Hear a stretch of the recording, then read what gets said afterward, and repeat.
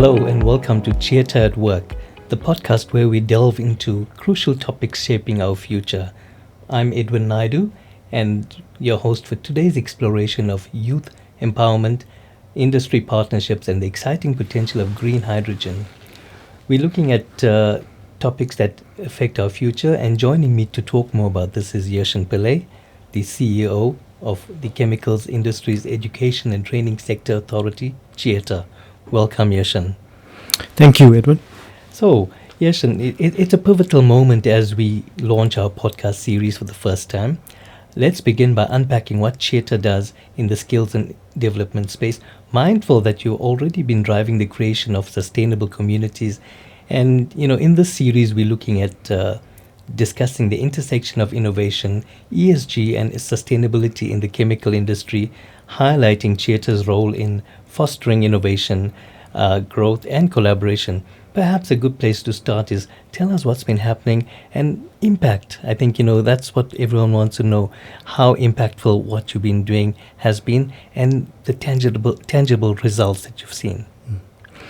Well, I think as one of the 21 CHIETAs, what really distinguishes us as a CHIETA, a Sector Education and Training Authority, is our focus on innovation. We are a CHIETA that really prides itself on innovating for impact. Now, we deliberately said innovating, not innovation. Innovating is a verb. It therefore says that we focus on actionable execution on the ground. And so our focus has really been on ensuring that when we innovate for impact, we make a difference in the lives of people. And so over the last few years, what we have been doing is to really focus not simply on box ticking, number crunching type of activities, but to really look at new programs, new interventions, because innovation by its very nature really means taking two things that exist and putting them together in a new way, as defined by Tom Freston. And so we've been using this type of definition to put together very new and innovative programs. One of them, of course, is being our Smart Skill Centers. Now, these Smart Skill Centers have really been designed to bridge the digital skills divide. According to Stats SA, only about 1% of our rural communities have access to digital technologies. And so we are talking about the fourth industrial revolution, when a lot of our communities don't even have access to digital technologies. So we've designed these Smart Skill Centers. We've opened about 4 of them currently in the country, and 10,204, mainly youth, have benefited from accessing a wide variety of services. So this is just but one of those impactful programs designed to impact and empower youth. What sort of feedback have you been getting from youth that have been on the program? Very positive feedback. I actually met with some of the recipients in a community in deep Zululand, Babanango, very rural community, not much infrastructure. And they said to me that one of the great impacts is that for the first time they could actually have access to a computer, to have access to free data and print their CVs. Or, for example, email their CV to a potential employer and access an opportunity online, not in KZN for that matter, as in the case of this young learner in Babanango, but in Gauteng or in the Western Cape for that matter. So it's allowing our young people access to opportunities. Another example was of a startup, a group of young people in Babanango who are accessing our smart boardroom, who are able to just book a boardroom, plan, strategize, come up with a business plan in order for them to start up their small business in the community of Babanango and potentially pitch to a client in the Western Cape, for example. So this is just but 2 examples of how a Smart Skill Center can be put to use for a community such as Babanango. But certainly you're seeing that it's actually living the purpose of taking the 4IR to rural communities, and that must make you feel like, not proud, because satisfied, because the work is still going on. You've got a few more to launch before we get all 9 provinces. But the feedback must give you encouragement to say, hey, there's more to be done.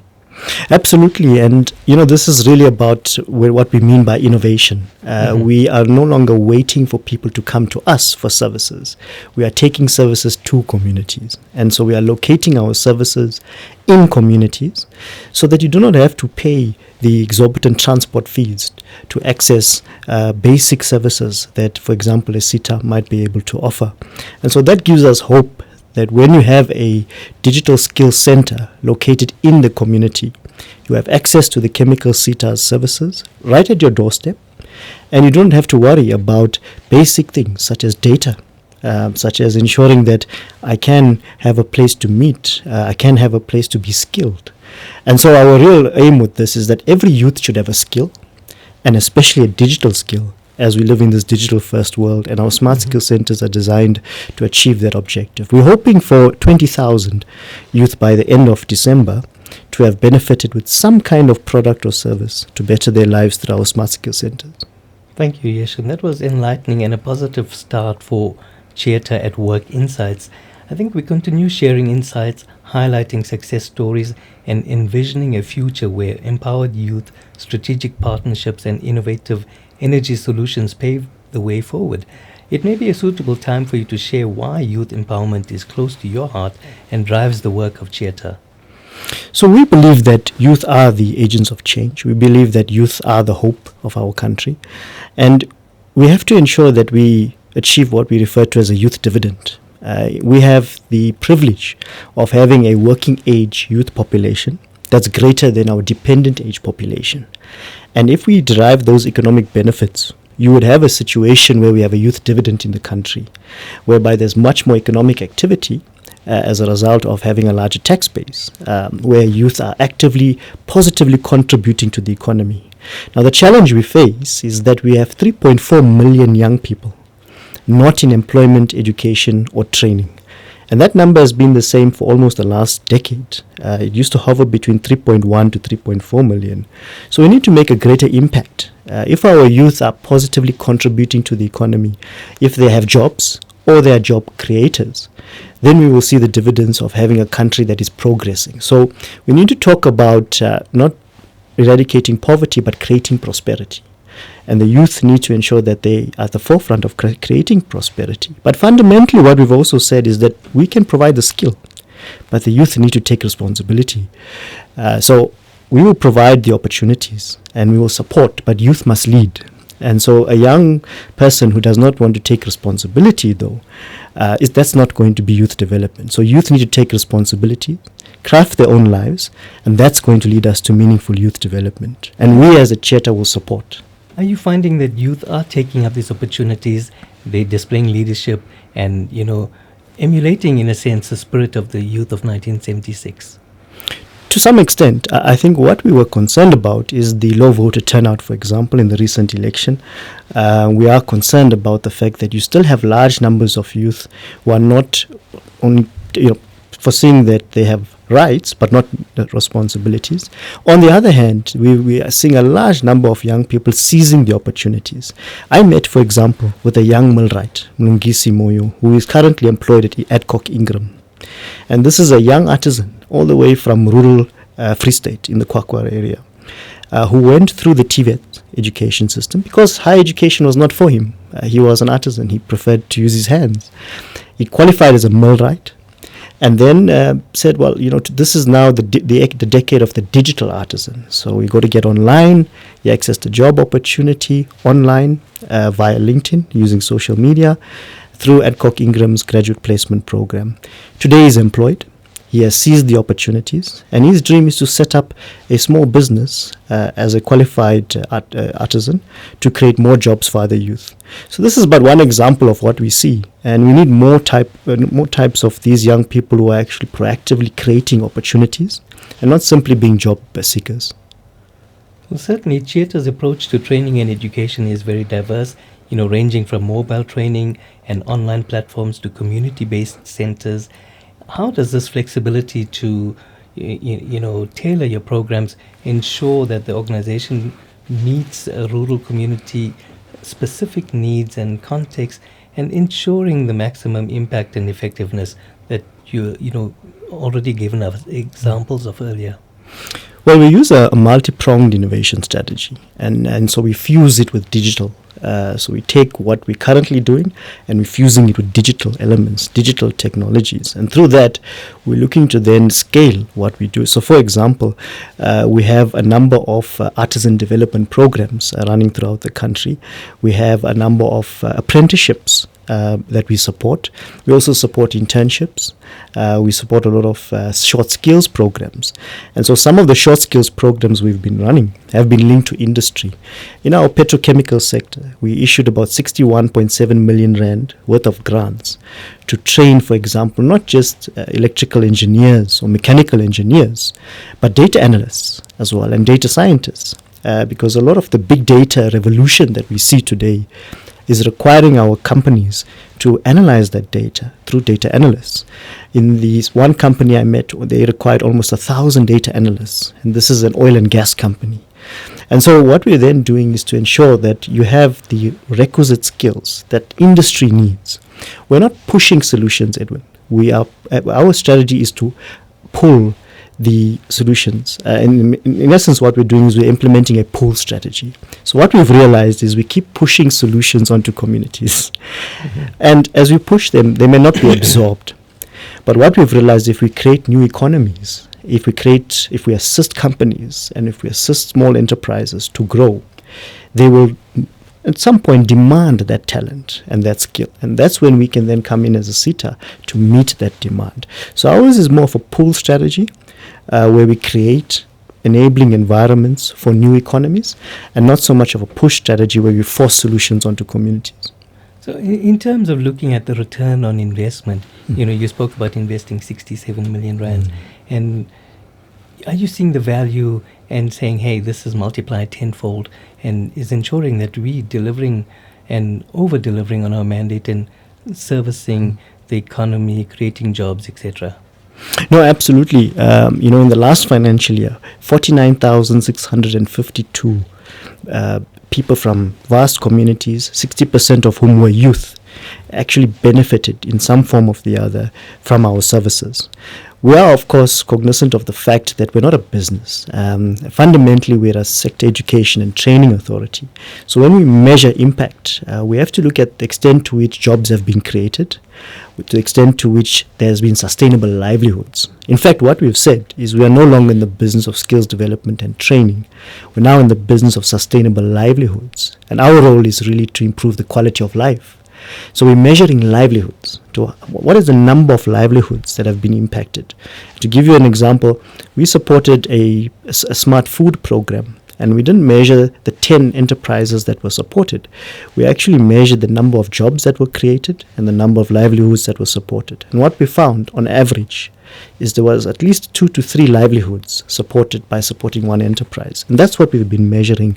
And so we see that from 472 million rand worth of grants in the last financial year, where the cost per learner has actually decreased. And what we're seeing is a lot more impact and a lot more people actually benefiting from CHIETA services.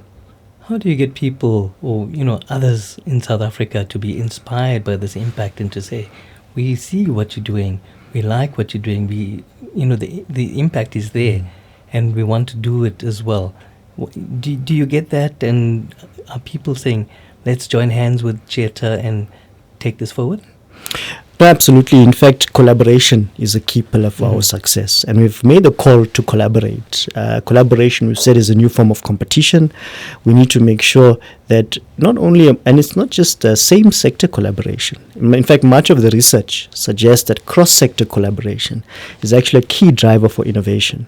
So we're collaborating outside of the chemical industries. We've actually collaborated with the banking sector in a recent partnership with Nedbank to grow the green hydrogen economy. We're collaborating with the media, for example, to grow the media's and chemical industries working together with media companies.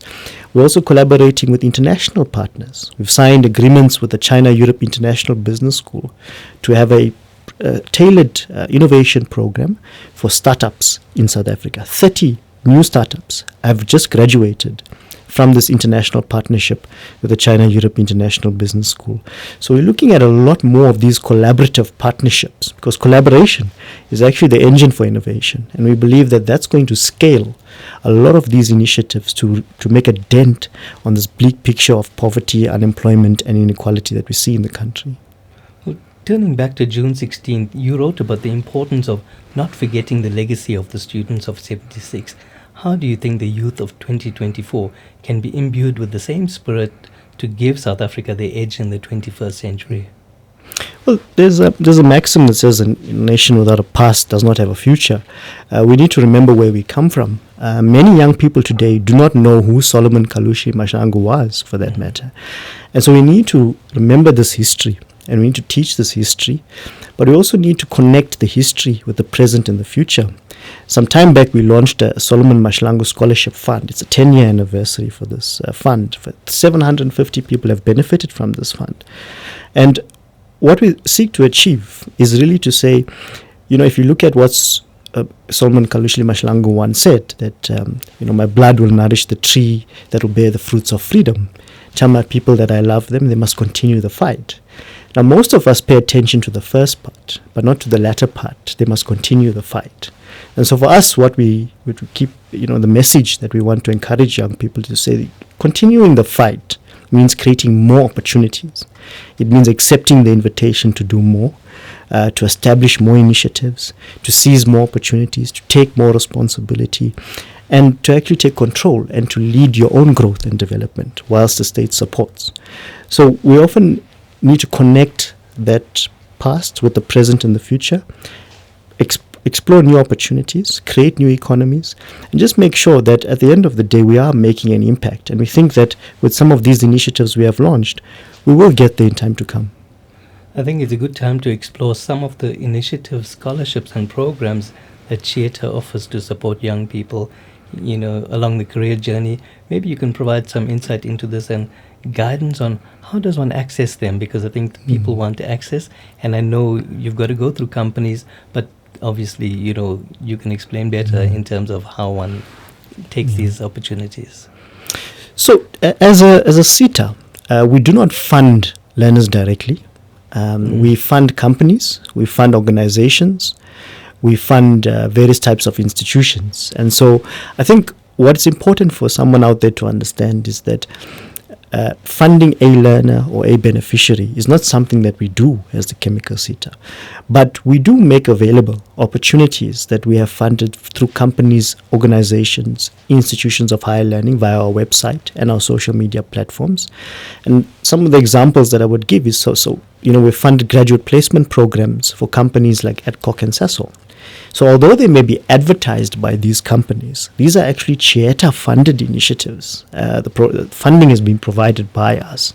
And so we collaborate to make these opportunities available, but we encourage a young person or an elderly person to actually visit these companies, look at the opportunities on social media, and if there's an apprenticeship, for example, you might find that is the company that's advertising the apprenticeship. So you might find an Adcock Ingram or an Aspen advertising an apprenticeship via social media, via the website of these various companies. Those are CHIETA funded in the main because these companies apply to us for funding. So what we are also doing is to collaborate with industry to make these opportunities available via our website as well, including our own social media platforms. So it's important to always be in touch and go get online and make sure that you connect with the companies directly. One of the critical aspects of your work involves mentorship.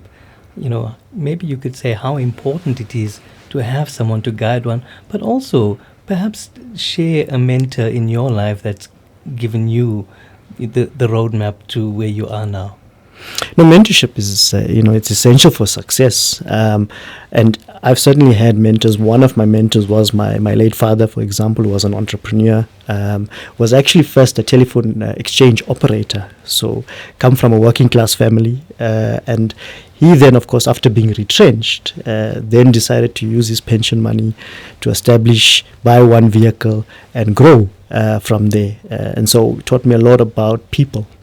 Understanding what makes people tick, interpersonal relationships, which are essential for success. So I often say that you can buy a ticket to the lottery, but it doesn't mean that you will win the lottery. You still need the ticket to play, though. And the ticket is often your education. It's often the input factors, one's qualifications and skills. And that allows you to play. But it doesn't mean you're going to win the lottery, in the sense, get the job or the opportunity. So, and so I've learned a lot from that experience with my late father as a mentor as well. But something I also practice is reverse mentorship. Reverse mentorship is, for those who don't know, it's actually having someone who's in their 20s, for example, a younger person who mentors you as a senior executive. And so it's not the executive mentoring the younger person, it's the younger person mentoring the executive. So in that way, we are able to get the knowledge of what is it that younger people actually want. What is it that makes them tick, for example. So I have, in terms of reverse mentorship, one of they refer to themselves as mentees, but they are my mentors. Pumi, for example, Pumelela, who runs her own company early in her 20s. And she often shares with me information about what is it that young entrepreneurs actually need. And this helps me to then take these ideas to the chemical CHIETA to say, well, perhaps a young entrepreneur actually just needs an SABS permit because it's costly. It takes some time to get that permit, and without it, you can't get your product to shelf. And we actually implemented some of these ideas where today we support a 5 million rand fund to get SABS permits for some of the UJ collaboration startups that we have funded. It used to take 6 months, it now takes 2 months. The cost was between 100,000 to 200,000 per permit. We now fund those costs. And that's where I think the benefits of reverse mentorship, it's something I would encourage. And it does help to understand what is it that people who are much younger than you can offer you in terms of new value. Wow, that's really something very different, and a different way of looking at it, and learning from the young rather than absolutely just creating opportunities and solutions, as you said earlier. That was really illuminating, Yershen. We certainly learned a lot, and hope that listeners of CHIETA at Work will take up the many opportunities at CHIETA. Let's look at what youth have to say. Hi guys, my name is Sepho Becker. Lived in Johannesburg all my life, and looking at issues about going green and transformation like that, I think it's a very good thing, specifically when it pertains to big buildings in the city. They're taking up a lot of power on the power grid. So if we can make it legislation actually that each building gets awarded points for how green they go, I think that would go a long way into sustainability for our country and things along those lines. Yeah. I think, the little bit that I do know about it is it seems like it's quite a good, viable source of energy. In the long run, it should yield quite good profits, not only profits, but like sustainability as well. Let's look at how we can keep the planet as green as possible for as long as possible. Also, the methods of production when it comes to hydrogen energy seem as if they're a lot less intrusive on nature and things like that. So that counts for something as well. Brilliant. Definitely. I think, one of the things is if we look at how many alternative means of energy there are available to South Africans and how many are actually in practice, you see that there's a gap there, definitely. And it's not that there aren't young, intelligent individuals who can come up with viable solutions for said with minimal startup costs. So it's something that I think government needs to look into as to how we get young people to engage and actually roll these things out as opposed to just having conversations about them. Yeah, absolutely. My name is Hilton. I think it's very important for us to have like a basic level of education because it allows us to, for example, to communicate to people in case we need something, in case like we're trying to be productive, so people know how active we can be in case we're gonna get hired, for instance. So yeah, like you just need to produce yourself up properly by knowing what you really want, and then there's a few challenges, but I'm guessing is if you know how to overcome them, then you just start one step at a time. I know myself. I got matric, and then so I know. The street is not the only way you can go. Like some people don't like working for other people, Yeah. So education, for me, it's normal, You're supposed to want to learn. It's basically that's how life is, learning every day. Yeah. So yeah. All right. Okay. Hi guys, I hear you talking about green hydrogen energy. What I would like to know is what is green hydro energy? Uh, the other area of interest for me would be the cost of production when it comes to green hydrogen energy in relation to coal. And I understand that we might be in the field of an environmental field per se, which is issues of reduction of carbon driven production and uses of energy. But at the same time, there's a need to balance what's available, what's affordable, versus the future state and the cost of production for the future state.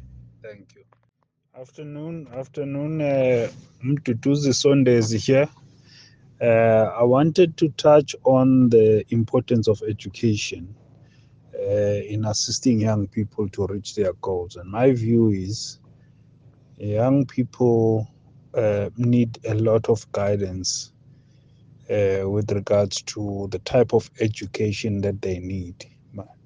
I think that the education that is provided to them should be geared to support the needs of the country so that they are not left to pursue their goals in areas of less demand, where we end up with a misalignment between their competence and their areas of interest versus what the country needs. And in that way, I think we are able to align the competent resources versus the country needs for development. Thank you. In our next podcast, we interview the CEO about the dynamic world of industry partnerships and collaboration on CHIETA at work. We look forward to you joining us. Thank you, Yershen Pillay, CEO of CHIETA, for this illuminating conversation. Thank you, Edwin.